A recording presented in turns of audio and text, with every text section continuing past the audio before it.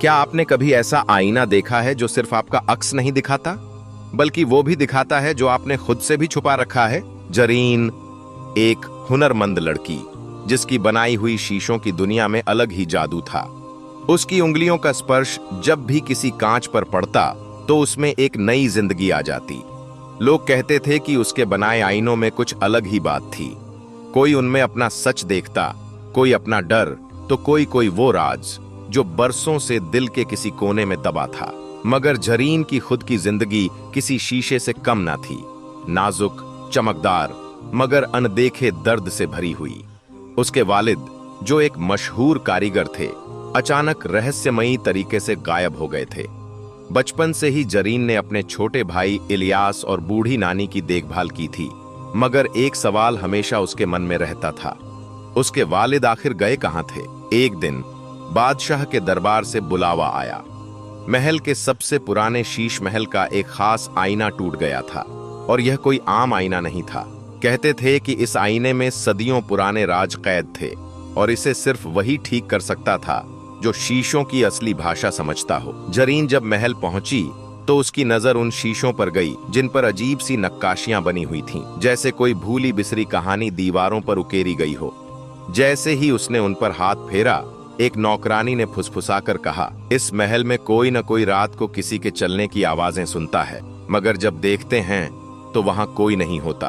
उस रात जब जरीन महल के उस टूटे आईने को करीब से देख रही थी, उसे उसमें कुछ अजीब सा महसूस हुआ। पहले हल्की सी झिलमिलाहट हुई, फिर अचानक एक परछाई उभरी। जरीन ने अपनी सांसें थाम लीं। आईने के अंदर कोई था, एक लंबा रहस्यमयी शख्स, जिसकी आंखें सीधे जरीन को देख रही थीं।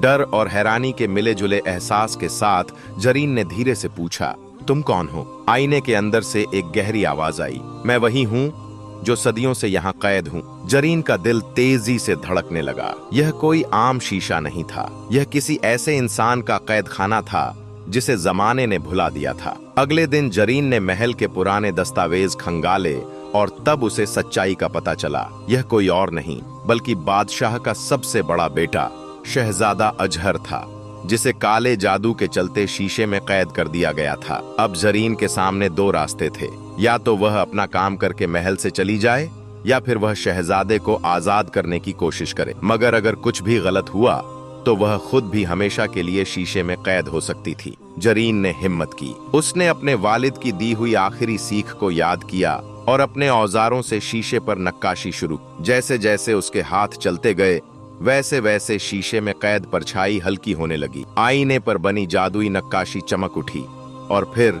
अचानक शीशा टुकड़ों में बिखर गया और उसके बीच से एक शख्स बाहर निकल आया। शहजादा अजहर आजाद हो चुका था। उसकी आंखों में आभार भी था और कुछ और भी। जाते जाते शहजादा जरीन के हाथ में एक नीला हीरा रख गया। कहा जाता है वो हीरा आम नहीं था, वो हीरा जरीन के नसीब का फैसला था। अब जरीन सिर्फ शीशे की नक्काशी करने वाली लड़की नहीं थी, अब वो एक ऐसी दास्तान का हिस्सा बन चुकी थी जिसे सदियों तक याद रखा जाएगा। कभी कभी जो चीजें हमें सिर्फ आईना लगती हैं, वो असल में हमारे नसीब का दरवाजा होती हैं।